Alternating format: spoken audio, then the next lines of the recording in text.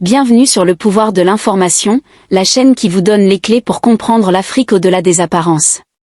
Ici, nous explorons les enjeux politiques, économiques, sécuritaires et sociaux du continent, avec rigueur, passion et sans filtre. Si vous croyez, comme nous, que s'informer c'est déjà agir, alors abonnez-vous, activez la cloche et partagez cette vidéo. Aujourd'hui, nous plongeons dans un sujet brûlant, les coups d'État ratés contre le capitaine Ibrahim Traoré, président de la transition du Burkina Faso.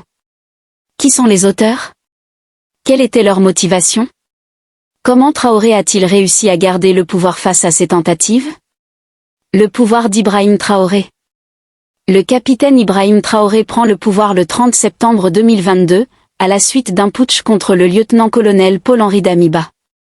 Dans un pays rongé par le terrorisme, il se positionne comme un chef militaire proche du peuple, porté par une jeunesse révoltée contre l'ingérence étrangère, notamment française.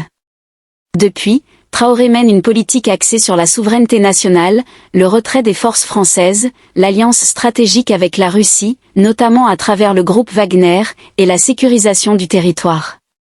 Mais ce virage radical lui vaut aussi de nombreux ennemis, à l'intérieur comme à l'extérieur. Coup d'État raté de septembre 2023. C'est le premier coup d'État raté officiellement reconnu sous son pouvoir. Quand? Fin septembre 2023, quelques jours avant l'anniversaire de son arrivée au pouvoir. Loupe pointant vers la gauche ce qui s'est passé. Selon un communiqué officiel publié le 27 septembre 2023, des officiers de l'armée auraient tenté de fomenter un coup d'État. Le complot est déjoué à temps par les services de renseignement. Des arrestations ont lieu dans les rangs militaires. Le gouvernement parle de tentative de déstabilisation gravissime. Coup au but les cibles. Traoré lui-même et son cercle rapproché. Plusieurs officiers proches de l'ancien régime sont suspectés d'en être les cerveaux. Feu réaction populaire. Des manifestations de soutien massives ont eu lieu à Ouagadougou et dans d'autres villes. Les manifestants ont scandé « Pas touche à Traoré » et ont appelé à la peine de mort pour les putschistes. Mégaphone pour acclamation message de Traoré.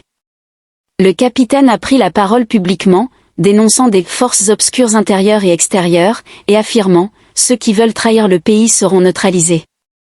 Tentative d'infiltration et soupçons de nouveaux complots. Depuis ce premier échec, plusieurs rumeurs persistantes de nouvelles tentatives de déstabilisation circulent.